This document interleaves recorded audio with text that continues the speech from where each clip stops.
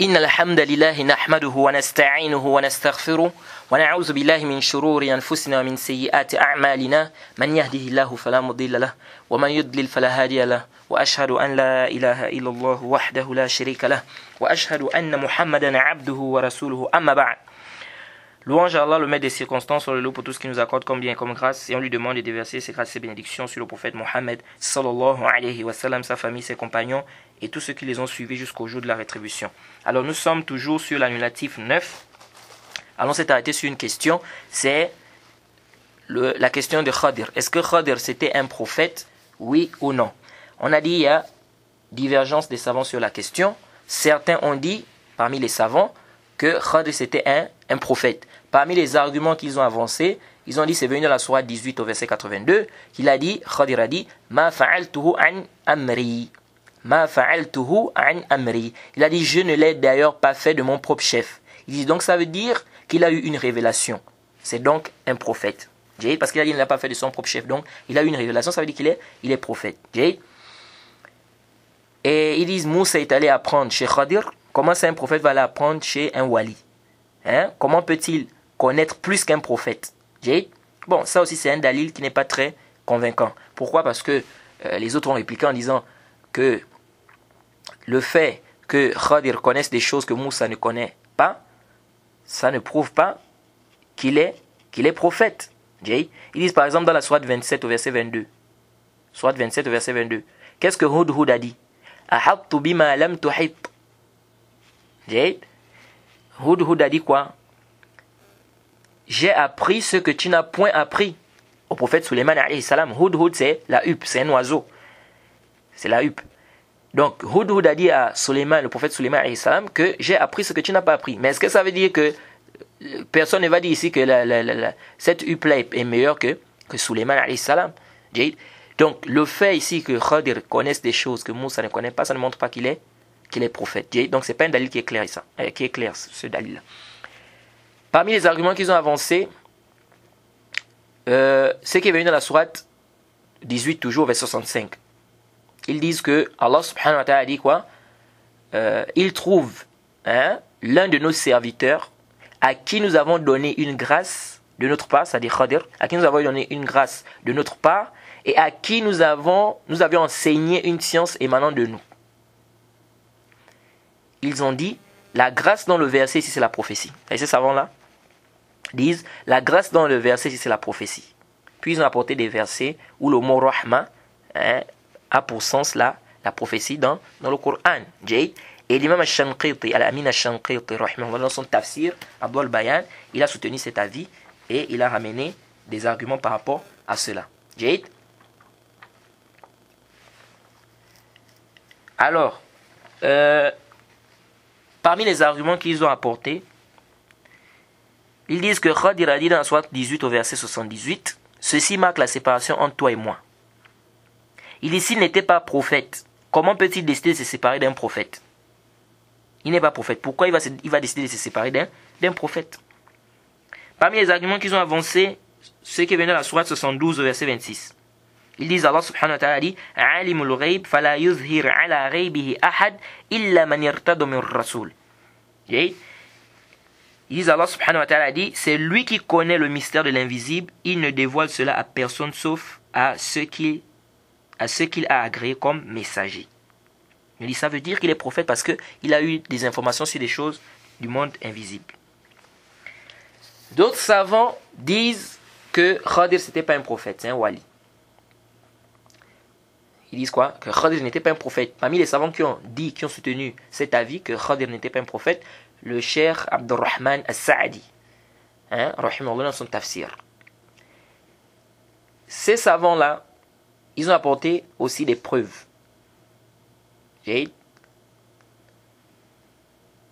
Parmi les preuves qu'ils ont avancées, c'est qu'il y a dans la sourate 18 au verset 81. Ils disent, Moussa a dit, est-ce pour noyer ces occupants que tu l'as abréché, tu as commis certes une chose monstrueuse.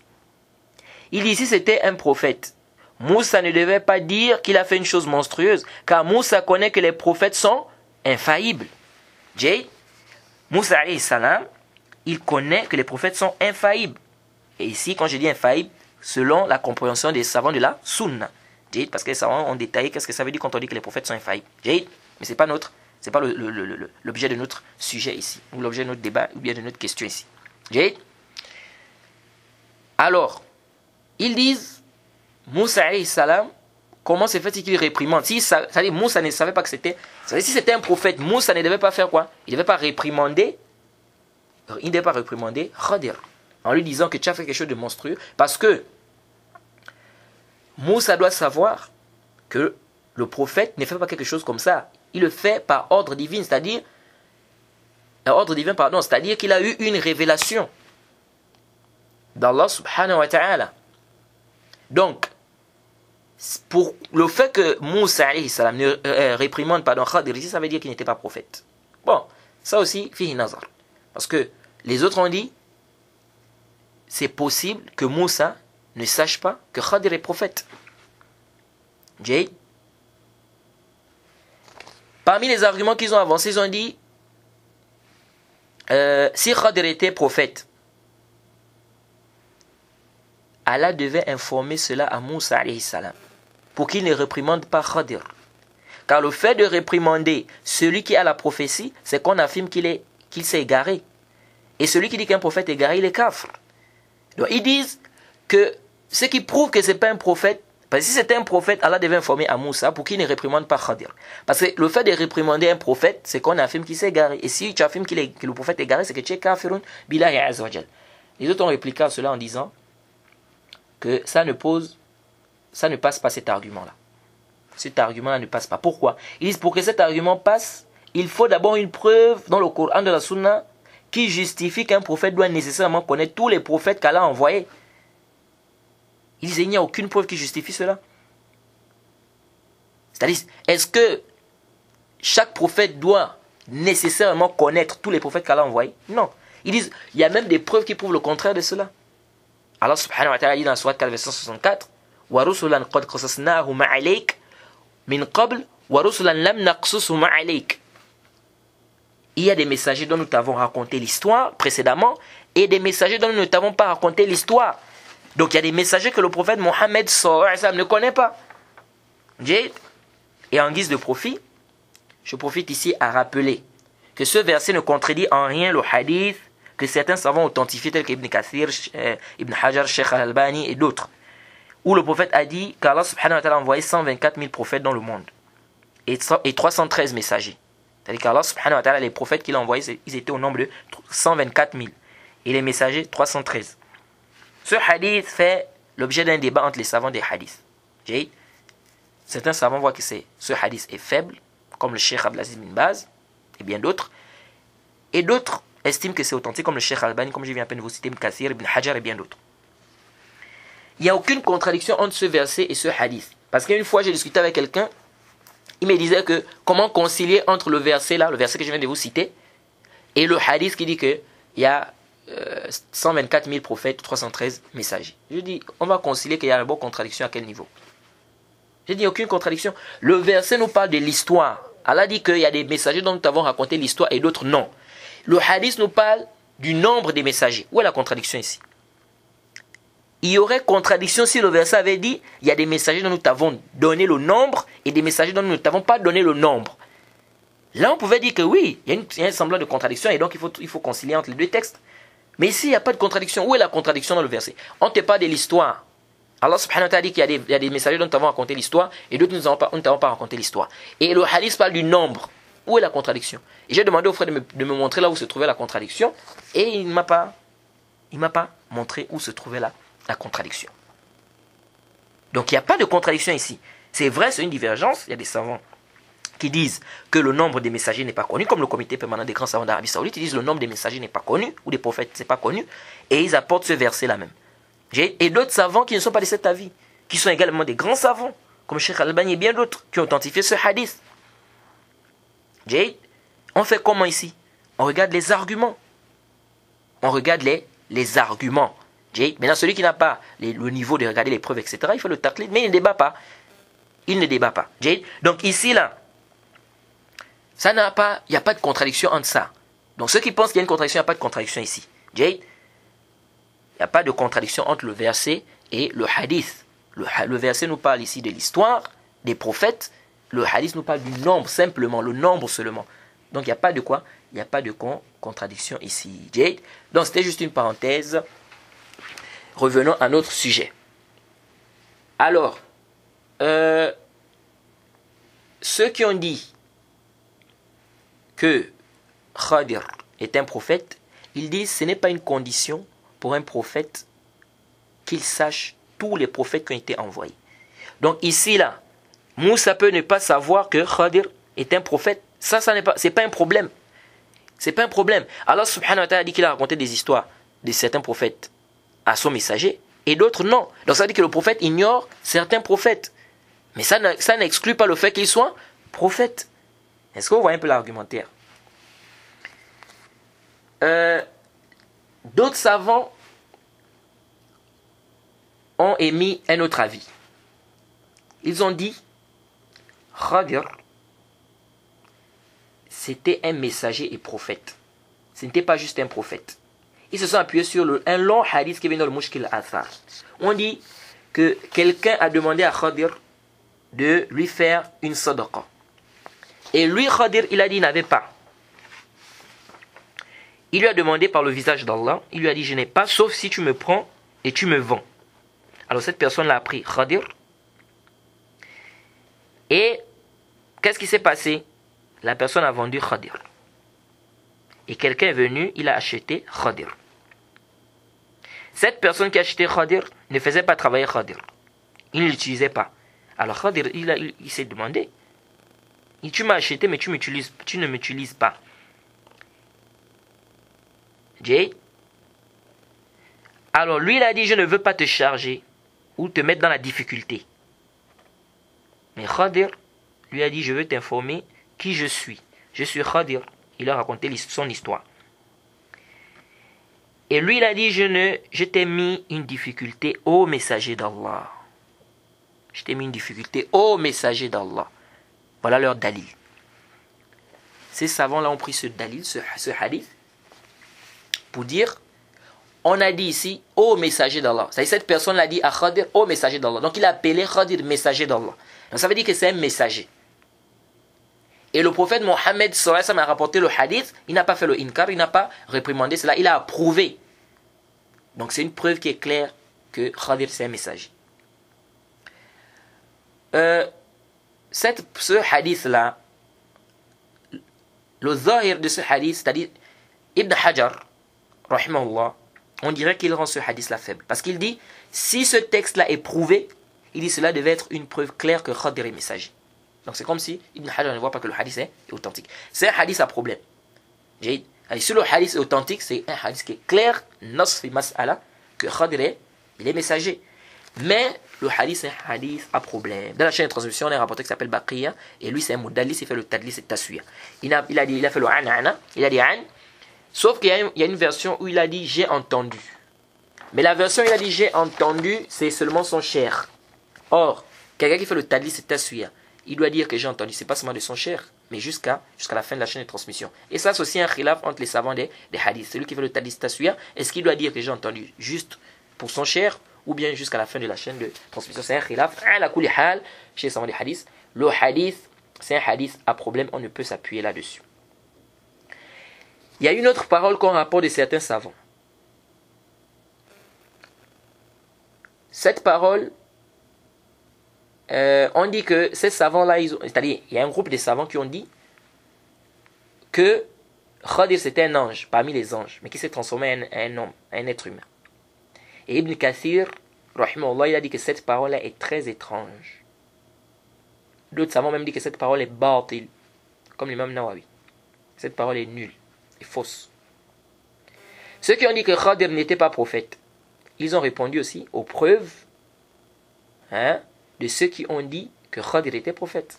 Quant au verset où ils disent que Khadir a dit « Je ne l'ai d'ailleurs pas fait de mon propre chef », la réplique, la réfutation à cela, c'est quoi? Ils disent, vous dites que ça veut dire qu'il a eu une révélation. Ils disent non, ça ne prouve pas qu'il a eu la révélation. Ça ne prouve pas qu'il est prophète parce qu'il a eu la révélation. Ils Ils disent pourquoi. Allah a dit dans la sourate 16 au verset 68. وَأَوْحَى رَبُّكَ إِلَى النَّحْلِ. Voilà ce que ton Seigneur révéla aux abeilles. Prenez les demeures dans les montagnes, les arbres et les treillages que les hommes font. On a utilisé le mot révélation. Est-ce qu'on va dire quoi? Que les abeilles maintenant c'est des prophètes? Non. Jade. Ils disent, Allah subhanahu wa ta'ala a dit dans Surat 28 au verset 7. وَأَوْحَيْنَا إِلَى أُمِّ مُوسَى أَنْ أَرْضِعِيهِ. Et nous révélâmes, Surat 28 au verset 7, et nous révélâmes à la mère de Moussa ceci, allaite-le. Et nous révélâmes à la mère de Moussa. On a dit, et nous révélâmes. Ça veut dire quoi? Que la mère de Moussa est devenue prophète? Ils disent non. Allah dit encore, Surat 5, verset 111. وَإِذْ أَوْحَيْتُ إِلَى الْحَوَارِيِّينَ أَنْ آمَنُوا بِي وَبِرَسُولِي. Et quand j'ai révélé aux apôtres ceci, croyez en moi et en mon messager. Isa alayhi salam. Allah dit, et quand j'ai révélé aux apôtres. Ils disent, est-ce que ça veut dire, on a dit, quand j'ai révélé aux apôtres, ça veut dire que les apôtres étaient les prophètes? Non. Ils disent donc ici, quand vous dites que, quand il a dit, je n'ai pas fait ça de mon propre chef, ça veut dire qu'il a eu une révélation, et donc ça veut dire qu'il est prophète? Ils disent non. Ils disent quoi? Ils disent non, parce que révélation ne veut pas dire qu'il est prophète. Bien évidemment, les autres ont répliqué, ils ont dit non, ici c'était le ilham. Ça là, ce qui est cité dans les versets, c'est le ilham, et ça peut être utilisé, n'est-ce pas? On peut utiliser le wahi et vouloir par là le ilham. Bref, beaucoup de paroles, la mas'ala, elle est compliquée. Le ilham, c'est-à-dire comme on peut dire l'inspiration, quelque chose comme ça. Okay? Ils ont dit par rapport aux preuves sur la grâce, c'est-à-dire quand on a donné la grâce, etc., des versets qui prouvent que la grâce est la prophétie. Ils disent ça, c'est pas une preuve qui est claire. Ils disent quoi? Ça, c'est pas une preuve qui est claire. Okay? Quand on a dit Rahma ici, il n'y a pas une preuve claire qui justifie que, ici ça veut dire qu'il a eu le nubuwa, c'est-à-dire la prophétie. Ce n'est pas un dalil qui est clair. Et dire que s'il n'était pas prophète, il ne devait pas décider de se séparer de Moussa alayhi salam, ils ont dit ça aussi, ce n'est pas une preuve qui est claire, qui justifie qu'il est prophète. Donc, ils disent, du moment où nous n'avons pas une preuve claire, ils disent on ne peut pas affirmer que Khadir est prophète. Ils disent il faut une preuve claire. Parce que ici c'est la prophétie, on veut dire qu'il est prophète. Pour dire que quelqu'un est prophète, il faut des preuves claires. Ils disent là, il n'y a pas de preuve claire là. Aucune preuve n'est claire par rapport à la question. Ils disent donc du moment où on n'a pas de preuve claire, on reste à la base, à l'origine, c'est qu'il n'est pas prophète. Ala kulli hal, le sujet il n'est pas simple. Fihi akhd wa rad. Wallahu ta'ala a'lam. Allah est le plus savant. Mais dans tous les cas, qu'on dise qu'il soit prophète ou pas, en aucun cas cela prouve que quelqu'un à notre époque, soi-disant wali, a le droit de sortir de la législation avec laquelle le prophète Mohammed sallallahu alayhi wa sallam est venu. En aucun cas. Ça c'est batil de dire ça. Car les textes sont plus que clairs pour dire que le prophète Mohammed sallallahu alayhi wa sallam a été envoyé à l'humanité tout entière, sans aucune exception. Celui qui veut faire une exception, il doit ramener un dalil.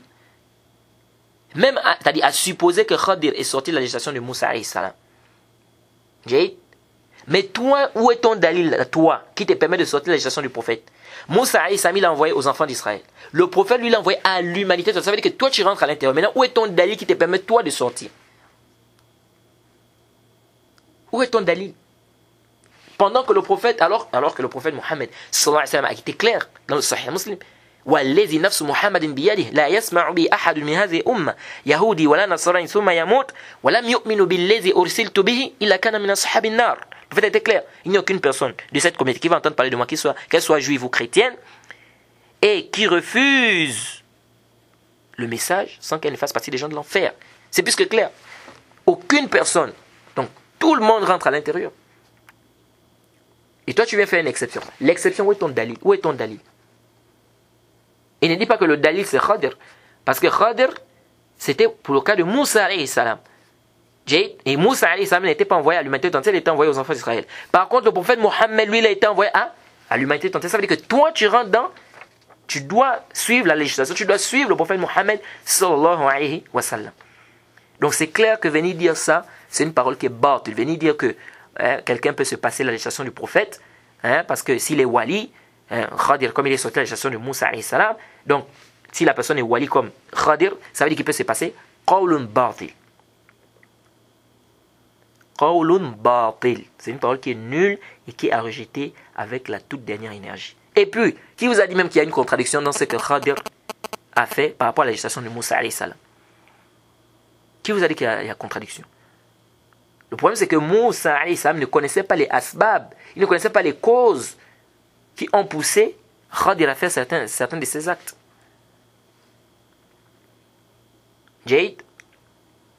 Ala kulli hal, ici on dit que il n'est pas permis à un musulman ou à quelqu'un, n'est-ce pas, de croire, parmi les musulmans, de croire qu'il peut se passer la législation du prophète Mohammed sallallahu alayhi, c'est-à-dire la législation avec laquelle le prophète Mohammed sallallahu alayhi wa sallam est venu avec. Les savants ont aussi divergé sur une question. Est-ce que Khadir est encore vivant ou il n'est pas vivant? En ce moment on parle. Khadir, il est toujours vivant ou il n'est pas vivant? Certains savants ont dit il est encore vivant, tel qu'Ibn Salah. Hein? Et c'est ce qui est apparent de la parole de l'imam Nawawi. Et l'imam Nawawi dit même que c'est l'avis de la majorité des savants. Et d'autres ont dit non, ce n'est pas l'avis de la majorité des savants. Alors, l'avis qui est juste, bila shak, sans aucun doute, c'est que Khadir est mort.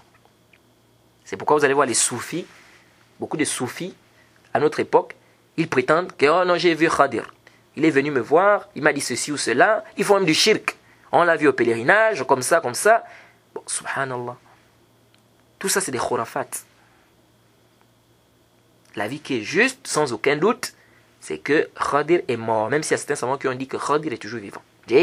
C'est la vie qui est juste, et c'est la vie de l'imam al-Bukhari, c'est la vie d'Ibn Taymiyyah, c'est la vie d'Ibn Qayyim, d'Ibn Kathir, Ibn Jawzi, Abu Bakr ibn Arabi, Ibn Hajar, et beaucoup de savants.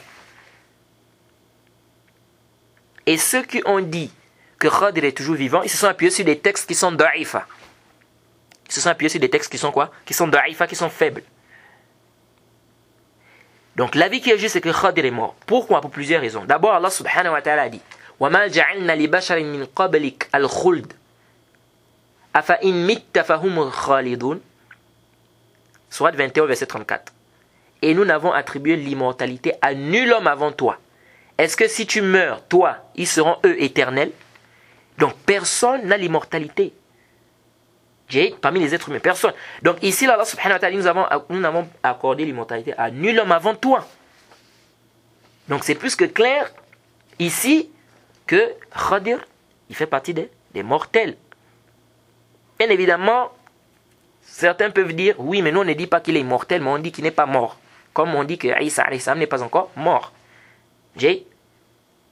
Et quant à la parole, la mas'ala de Soura Nadira, c'est-à-dire la Soura Nadira, hal tadkhul fi an-nass al-'am am la, c'est-à-dire la figure rare, est-ce qu'elle rentre dans le texte général ou pas? Ce qui est juste, c'est qu'elle rentre dans le texte général. L'avis qui est juste parmi les avis des savants, des usul, les fondements de la jurisprudence islamique, c'est que la figure rare rentre dans le texte général. Et l'imam al-Amin al-Shanqiti, il a soutenu cet avis, et c'est son avis, n'est-ce pas? Et c'est l'avis qui est juste, et il a ramené même des preuves.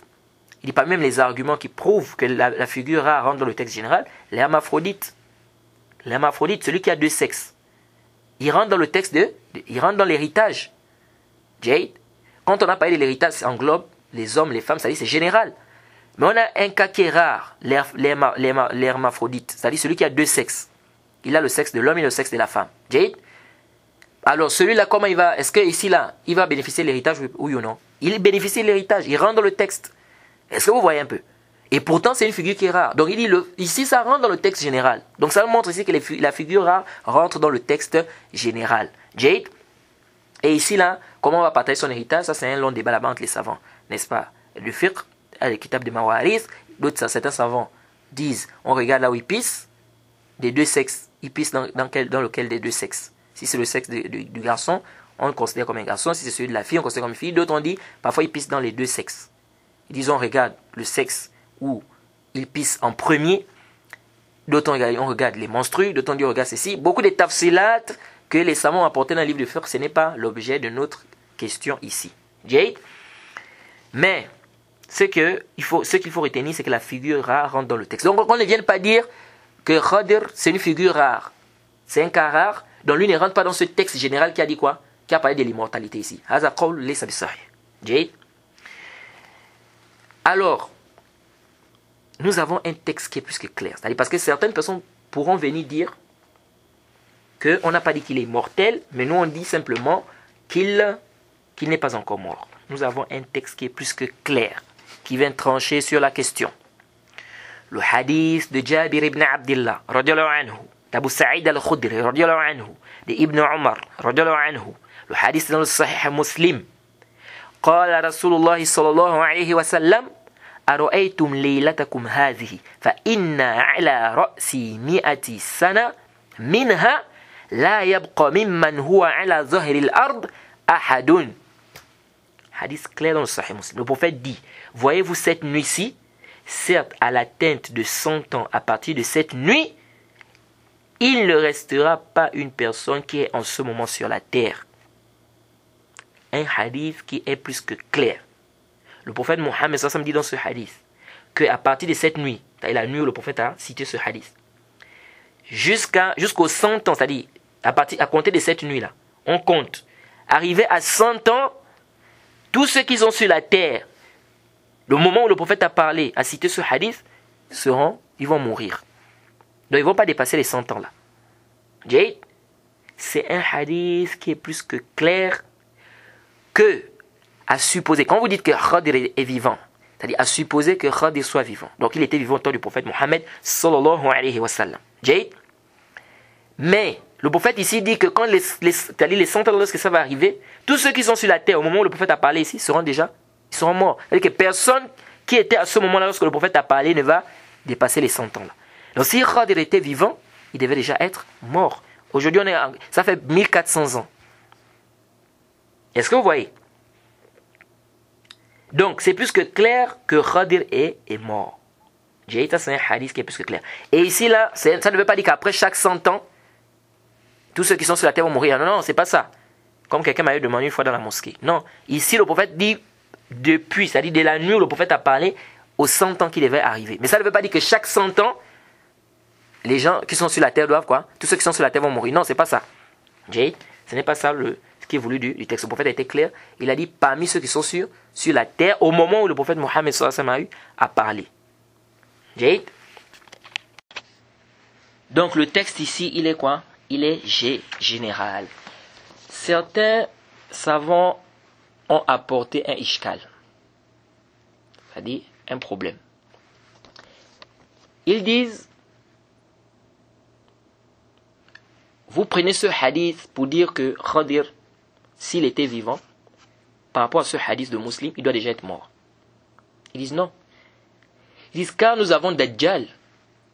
Dajjal, nous disons qu'il est vivant. Depuis l'époque même du prophète Mohammed sallallahu alayhi wa sallam. Jade. Ils disent, vous avez accepté Dajjal de ce hadith. Ils disent donc, et pourtant Dajjal, il était depuis le temps du prophète Mohammed sallallahu alayhi wa sallam, comme c'est vu dans le hadith de Muslim, le hadith de Tamim ad-Dari. Et ce hadith est authentique. C'est un hadith qui ne comporte aucune ambiguïté au niveau de son authenticité. Contrairement à ce que le Cheikh Ibn Uthaymin, il a eu à dire, parce que le Cheikh Ibn Uthaymin, rahimahullah, il a rejeté ce hadith en disant, il a réprouvé ça, en disant que le hadith n'est pas authentique. Jade.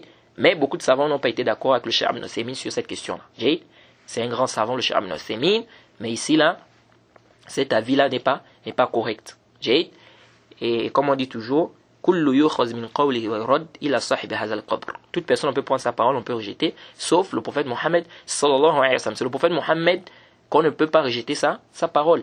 Mais en dehors du prophète, nos savants, n'est-ce pas, s'il apporte une parole qui est en conformité avec les textes, on prend. Si ça vient contredire, on laisse. Et cet avis-là, on ne peut pas prendre ça. Le hadith dans le Sahih Muslim, c'est un hadith authentique et qui a été reconnu et accepté par beaucoup de savants. Donc, le hadith est clair que Dajjal, il est vivant. Alors, nous parlons là, Dajjal est vivant. Alors, ils ont dit, vous dites que Dajjal est vivant.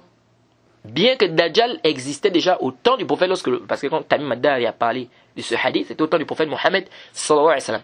Bien que Dajjal existait déjà au temps du prophète Mohammed sallallahu alayhi wa sallam. Ils disent donc, c'est la même chose ici. Nous disons aussi que Khadir est vivant. Alors, nous disons ceci. La réponse à cela, c'est très simple. nous disons le texte il est général. Le texte là qu'on a cité, le hadith de Jabir là qu'on a cité dans le Sahih Muslim, c'est un texte qui est général. Le prophète quand il a parlé, il a dit il ne restera pas une personne sur la terre. Ici c'est général, ça englobe tout le monde.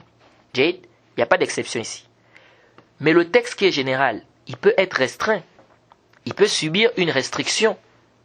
Jade, un texte qui est général, il peut subir une restriction. Bien évidemment, pas tout texte, mais un texte qui est général peut subir une restriction. Jade. Alors donc, qu'est-ce que nous disons ici? Nous disons simplement que le texte est général.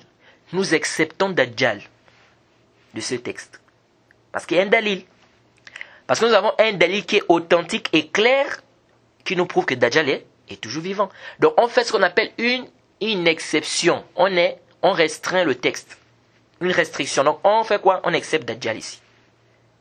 Mais Khadir, où est le dalil? Vous avez quel dalil authentique? Enfin, il faut un dalil authentique. Vous avez quel dalil qui est authentique et clair qui prouve que Khadir est toujours vivant?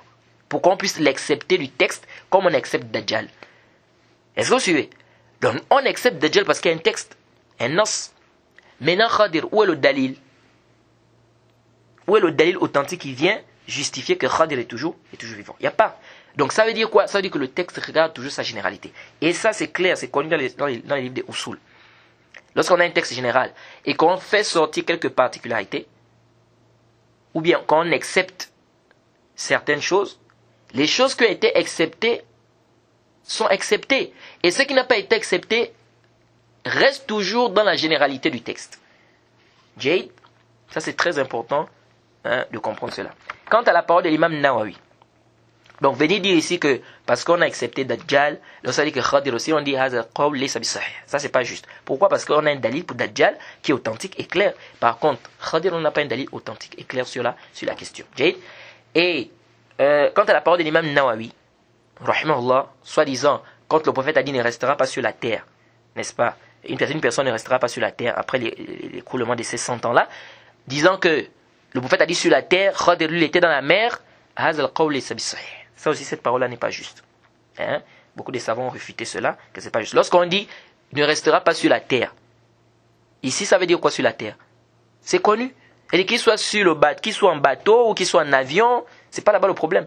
On a dit sur la terre. Donc on veut dire ici que on a dit sur la terre, donc lui il était en bateau, il était en mer, donc il ne rentre pas dans le hadith. Lorsqu'on dit par exemple tous ceux qui sont sur la terre vont mourir, ça veut dire quoi? Ça veut dire que ceux qui sont en bateau, ceux qui sont en avion ne vont pas mourir? Non. Quand on dit tous ceux qui sont sur la terre vont mourir, c'est-à-dire qu'ils soient en bateau, qu'ils soient en avion.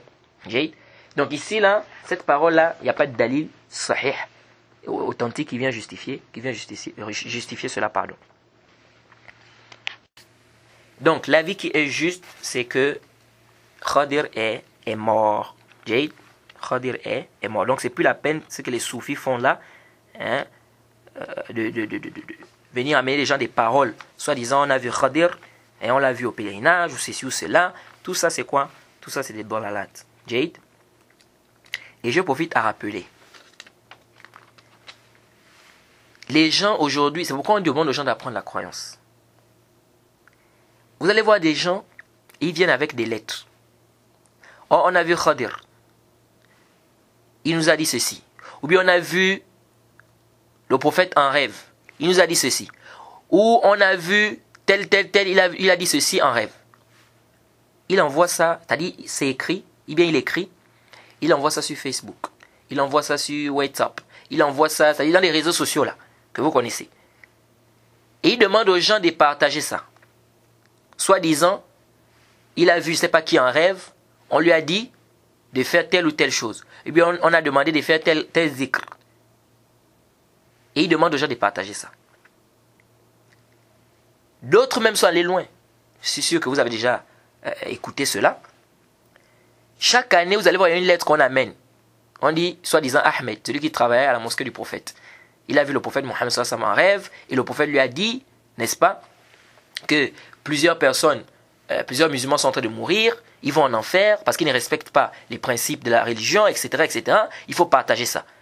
Et après, tu vois, dans la lettre, on te dit, il faut partager, si tu partages ça, tu auras un bien, tu auras ceci, tu auras cela. Hein, il faut partager. Ceux qui n'ont pas partagé ça, ils ont eu un malheur, ou bien ils ont eu ceci ou cela. Et vous voyez des gens qui se précipitent. Ils commencent à partager, ils envoient ça aux gens. Hein? D'autres même, ils font des photocopies des papiers là. Hein? Ils font des photocopies, hein? Ils partagent. Ah, on a dit que celui qui partage, il aura ceci. Si tu ne partages pas, parfois il y a des malheurs. Il y a des gens qui ont refusé de partager ça, ils ont eu tel malheur. Parfois on te donne même un nombre, on te dit de faire des photocopies de 50 papiers, de partager. Beaucoup de trucs comme ça là. Ça te prouve quoi? Ça te prouve que les gens ont des problèmes dans le tawhid. Wallahi, ça te prouve que les gens ont des problèmes dans le tawhid. Et ça te montre à suffisance que les gens ont besoin d'apprendre leurs croyances. Subhanallah. La personne qui est en train de faire ça ne sait pas qu'il peut tomber dans le shirk en faisant ça. Il est en train de tomber même dans le shirk. Intabihu. Pourquoi? Parce qu'il croit que ce papier-là peut apporter un bien et peut apporter un mal. Cette lettre-là peut apporter un bien. C'est-à-dire que s'il distribue, il n'aura pas de malheur. S'il ne distribue pas, il aura un malheur. C'est grave. Ça, c'est le shirk. Donc, il faut faire très attention sur ce cas-là. Donc, les gens qui viennent dire non, j'ai vu Khadir. Khadir a dit ceci ou cela. Il faut partager ceci. Ou bien il faut faire cela. Parce que si on ne partage pas, on aura ceci ou cela. Kullu haza batilun. Ça, c'est le dolal. Et il faut faire attention, ça peut t'amener au shirk. Parce que la personne qui t'envoie des lettres comme ça, à la fin, sous la lettre, on te dit non, si tu ne dispatches pas, si tu ne partages pas ça, il y a des gens qui ont refusé de partager ça, ils ont eu des problèmes, leurs maisons se sont brûlées, ils ont eu des maisons brûlées, bien leurs maisons se sont brûlées, etc., etc. Des trucs comme ça. Et toi, tu te précipites à partager ça. Avec la croyance que si je ne partage pas, peut-être j'aurai un malheur, ma maison va se brûler. C'est grave. Ça, c'est le shirk. Parce que tu as mis les articles dans ce papier-là, ou dans cette lettre-là, ou dans cette information-là, que si tu partages, il n'y aura pas de malheur. Si tu ne partages pas, il y aura un malheur. C'est shirk. Ça te prouve clairement que les gens ont des problèmes dans leurs croyances. Les gens ont des problèmes dans leur croyance. Quelqu'un, un frère, une fois, m'a envoyé un message pareil. Oh non, il faut partager ça. Si tu partages ça, il y aura ceci ou cela. Si tu ne partages pas, il y aura ceci. J'ai dit au frère que il faut apprendre ton tawhid. Il dit, est-ce que c'est que ça, c'est grave? Et j'ai expliqué au frère. Après, le frère m'a dit, ah, vraiment, merci, je ne savais pas, etc. Les gens doivent apprendre le tawhid. Les gens doivent apprendre la croyance. Parce que lorsque tu n'as pas appris ta croyance, c'est là où tu tombes dans ce genre de bêtises. Donc, Khadir, il est mort. Il n'a pas venu dire non, on l'a vu, on a vu Khadir, il a dit ceci ou cela, on l'a vu au pèlerinage, et tout et tout. Non. Et vous allez trouver beaucoup de gens ont ces conceptions-là. Donc, intabihu lihaza. Et même les savants qui ont dit, tels qu'Ibn Salah et bien d'autres, qui ont dit que Khadir est toujours vivant, est-ce qu'ils ont dit ça dans le sens où il faut faire le shirk là, que eux ils font là? Commencer à invoquer Khadir ou bien ceci ou cela? Non. Ou bien prendre maintenant des conceptions bates là, comme ils ont pris là pour dire qu'il était wali, donc il n'était pas obligé pour lui de suivre Moussa. Donc ça veut dire que nous aussi, c'est pas obligé pour nous de suivre le prophète Mohammed, parce qu'on a atteint déjà, nous sommes des awliya, etc. Kullu haza batilun wa yani ghayr sahih. Donc voilà un peu ce qu'il faut retenir par rapport à cet annulatif, qui est l'annulatif 9. Donc celui qui va avoir comme conception, qui n'est pas obligatoire pour lui de suivre le prophète Mohammed, sallallahu alayhi wa sallam, ou bien qu'il y a des gens, n'est-ce pas, c'est pas obligatoire pour eux de suivre le prophète Mohammed, sallallahu alayhi wa sallam, c'est clair que cette croyance-là, c'est du kufr. Parce que ça me croit aux textes qui sont plus que clairs, mutawatir dans le Coran, dans la Sunna, les textes qui sont clairs, mustafid, qui prouvent clairement que il est obligatoire de suivre le prophète Mohammed sallallahu alayhi wa sallam. Donc ça, c'est contredit les textes qui sont en grande quantité. Ça, c'est contredit les textes qui sont en grande quantité. Ensuite, le cheikh, il dit An-Naqid al-Ashir, le 10e annulatif. Je pense que c'est le dernier annulatif. Et on va s'arrêter on va clôturer le livre avec cet annulatif. Il dit l'annulatif 10. Al-i'rad an dinillahi ta'ala, la yata'allamhu wa la ya'mal bihi. والدليل قوله تعالى ومن أظلم ممن ذكر بآيات ربه ثم أعرض عنها إن من المجرمين منتقمون. Allah subhanahu wa ta'ala, il dit, le cheikh dit d'abord, il dit l'annulatif 10, il dit le fait de se détourner de la religion d'Allah. Il n'apprend pas cette religion et il ne pratique pas la religion. Il a preuve, Allah subhanahu wa ta'ala dit, et qui est plus injuste que celui à qui les versets d'Allah sont rappelés et qui ensuite s'en détourne. Nous nous vengerons certes des criminels. Donc ça c'est plus que clair, c'est du kufr. Quelqu'un aujourd'hui qui se détourne de la religion, il n'apprend pas la religion, il ne pratique pas la religion, c'est un kafirun billahi azza wa jal. Ça c'est clair. Maintenant, qu'est-ce que ça veut dire ici, se détourner, al-i'rad? Ibn Qayyim, il a expliqué ce que ça veut dire, le kufr al-i'rad, ici. Il dit, c'est le fait de se détourner par son nuit, par son cœur, du prophète Mohammed sallallahu alayhi wa sallam. Il ne dit pas que le prophète dit la vérité, il ne dit pas que le prophète ment, n'est-ce pas? Il ne soutient pas le prophète, il ne combat pas. C'est-à-dire, il ne s'occupe même pas, il ne veut rien savoir de l'islam. Il ne veut rien savoir du prophète Mohammed sallallahu alayhi wa sallam. Ça, c'est le kufr al-i'rad. Donc, celui-là qui va se détourner de la religion, c'est-à-dire, il ne veut rien connaître de l'islam. Il ne dit pas que c'est vrai, il ne dit pas que c'est faux. Il dit, ah, je ne sais pas, peut-être c'est vrai, peut-être c'est faux. Je ne dis pas que c'est vrai, je ne dis pas que c'est faux. Ça, c'est quoi? C'est clair que c'est du kufr akbar. Ça fait sortir de l'islam. C'est le i'rad. Et ça, c'est important de comprendre ça. C'est que dans le kufr, nous avons le kufr al-i'rad. Je crois qu'on a déjà expliqué ça. Le kufr al-i'rad, par détournement. Et vous allez voir beaucoup de gens comme ça. Ils ne veulent rien connaître de l'islam. Vous allez voir beaucoup de gens comme ça. Ils ne veulent rien comprendre. Non, je ne veux rien savoir. Laissez-moi. On dit, mais mon frère, écoute d'abord. Il dit non. Parfois, vous voyez d'autres. Et le plus souvent, d'abord, c'est des koufars, même qui viennent souvent avec cette idéologie-là. Il dit, vous les musulmans, vous êtes des terroristes. Et donc, comme vous êtes des terroristes, je ne veux rien entendre de l'islam, je ne veux rien comprendre de l'islam. On dit, mais il dit non, je ne veux rien entendre.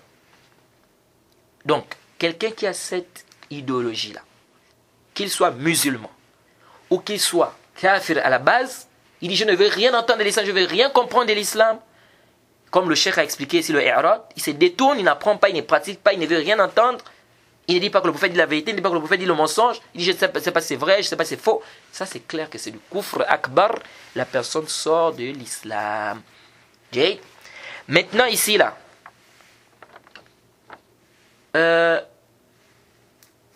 nous avons le kufr, le détournement, le fait de se détourner de la religion. Les savants divisent en deux.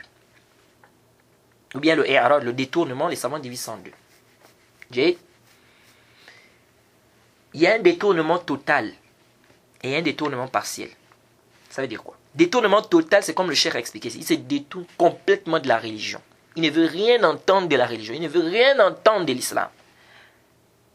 Ça, c'est un détournement total. Il se détourne complètement, c'est-à-dire de la religion. Ça, c'est du kufr akbar. La personne sort de l'islam, sans doute. Ensuite, nous avons un détournement qui est partiel. C'est-à-dire, il se détourne, par exemple, d'une obligation, parmi les obligations, ou de quelque chose qui est mustahab, mais en ayant le asl iman. Il a quoi?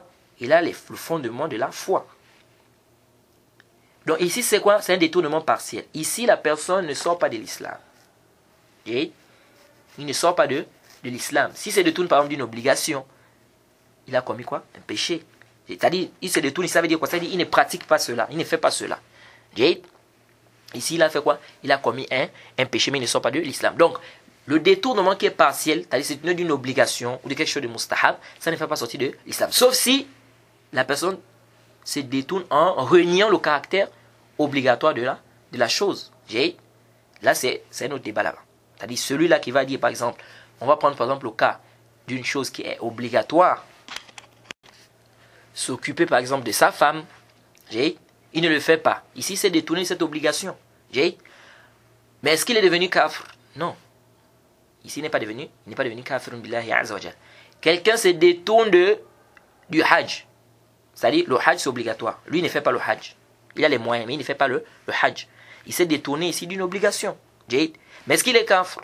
Bien évidemment, il y a un khilaf entre les savants, mais la vie qui est juste, c'est qu'il n'est pas kafir. Tant que quoi? Il ne réunit pas le caractère obligatoire du hajj. Donc, ici, là, de manière âme, retenez que le détournement est de deux types. Il y a un détournement qui est total, c'est-à-dire se détourner complètement de la religion, et un détournement qui est partiel, c'est de certaines obligations, n'est-ce pas? Ici, là, ça dépend, bihasab, c'est-à-dire c'est par rapport à quoi? Tout dépend de quoi? De l'obligation, et tout dépend du hal de la personne qui se détourne. Si c'est détourné de cette obligation, parce qu'il ne reconnaît pas que c'est une obligation, ça c'est clair que quoi? C'est du kufr. Si c'est le cas échéant, il reconnaît que c'est obligatoire, mais il délaisse. Ici, là, ça revient encore dans la mas'ala. Parce que si on va prendre par exemple les 4 piliers, ça va nous ramener à la mas'ala du khilaf des savants par rapport à cela. Celui qui rejette la prière, celui qui se détourne de la prière, c'est-à-dire, il n'applique, il ne fait pas, il ne prie pas. Est-ce qu'il est kafr tout en reconnaissant le caractère obligatoire de la prière? Est-ce qu'il est kafr ou bien il n'est pas kafr? C'est un khilaf. La zakat, c'est un khilaf. Le jeûne, c'est un khilaf. Le pèlerinage, c'est un khilaf. Tous les 4 piliers, il y a une divergence des savants. Celui qui délaisse cela, et peut-être les capacités, n'est-ce pas? Les shurut sont réunis, les conditions sont réunies, mais il délaisse cela, mais il reconnaît le caractère obligatoire. Est-ce qu'il est kafr ou bien il n'est pas kafr? Il y a un khilaf des savants par rapport à cela. Bref, donc voilà ce qu'il faut retenir de manière résumée par rapport à cet annulatif-là. Donc, alhamdoulilah, nous avons terminé, nous avons clôturé le livre. On demande qu'Allah nous facilite et qu'il nous donne la compréhension de la religion. Alhamdoulilah, nous avons terminé ce livre-là. Et nous allons entamer un nouveau livre dans l'I'tiqad. C'est le kitab Aqidatul Wasitiyya. Aqidatul Wasitiyya du Cheikh al-Islam Ibn Taymiyyah rahimahullah. Nous allons débuter ce sharh et bi'iznillah, par la grâce d'Allah, par la volonté d'Allah, et nous espérons que nous allons également terminer ce livre-là. On s'arrête ici, on demande qu'Allah nous pardonne, qu'il nous facilite. Wa subhanaka lahumma wa bihamdik wa ashhadu an la ilaha illa anta astaghfiruka wa atubu ilayk.